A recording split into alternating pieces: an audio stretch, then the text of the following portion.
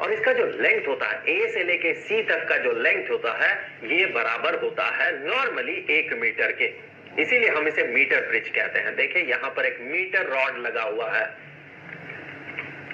सो अगर ए से लेके बी तक का लेंथ ये एल हो तो पॉइंट बी से लेके पॉइंट सी तक का जो लेंथ होगा ये होगा 100 माइनस एल। मैं सेंटीमीटर में बात कर रहा हूं, तो अगर ये एल सेंटीमीटर हो तो ये होगा 100 माइनस एल सेंटीमीटर। तो फिर देखिए जब हम इस सर्किट को एक क्लोज्ड सर्किट बना देंगे, अर्थात इस की को हम टैप कर देंगे, स्विच को ऑन कर देंगे, तो करंट फ्लो करने लगेगा।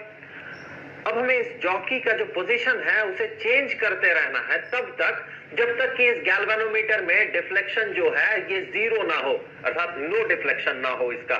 जैसे ही इसमें डिफ्लेक्शन जीरो हो जाएगा गैल्वेनोमीटर में, जैसे कि हमने व्हीटस्टोन ब्रिज में देखा था, उसे हम कहते हैं बैलेंस्ड कंडीशन।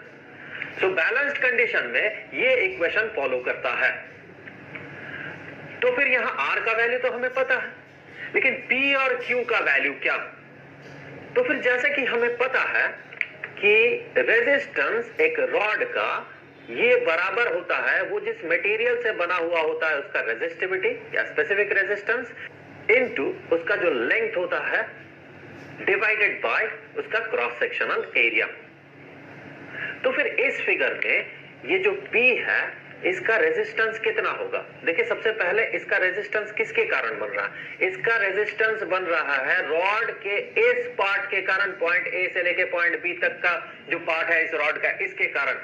तो फिर इसका जो रेजिस्टेंस होगा ये बराबर होगा रेजिस्टिविटी इस मटेरियल का, जिस मटेरियल से भी ये बना हुआ हो उसका, इनटू इसका जो लेंथ है, यहां पर देखिए लेंथ को हमने L माना, तो ये L डिवाइडेड बाय इसका जो क्रॉस सेक्शनल एरिया है। एग्जांपल के तौर पे देख ले, इस एग्जांपल में इस फिगर में इस L का जो वैल्यू होगा ये होगा 40, मैं सेंटीमीटर में बात कर रहा हूं तो 40, तो फिर इस 100 माइनस L का जो वैल्यू होगा वो होगा 60।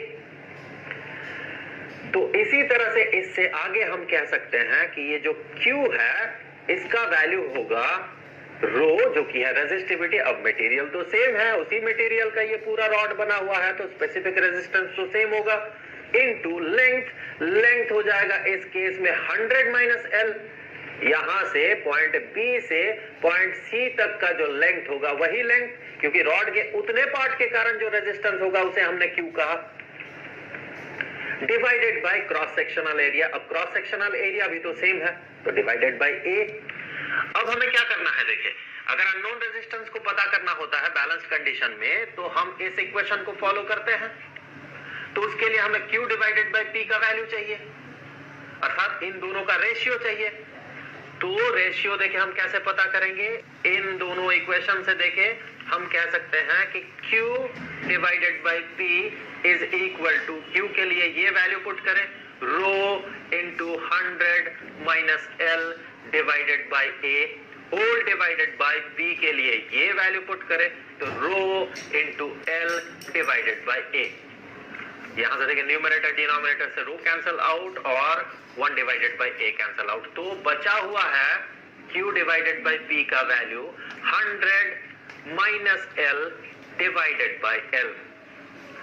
तो फिर इससे आगे हम कह सकते हैं कि ये जो अननोन रेजिस्टेंस है ये बराबर है, यहां से देखिए ये बराबर है Q divided by P into R के।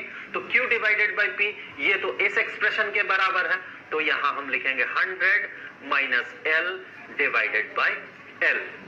और हमें पता है L का वैल्यू हम कैसे पता लगाएंगे? L का वैल्यू पता लगाने के लिए यहाँ पर एक मीटर रॉड लगा हुआ है, यहाँ पर देखिए इस केस में L का वैल्यू होगा 40 और 100 माइनस L का वैल्यू होगा 60। सो 100 minus L divided bye L into R। तो ये हो गया रिक्वायर्ड इक्वेशन जिससे कि हम मीटर ब्रिज से एक अननोन रेजिस्टेंस का वैल्यू पता करते हैं।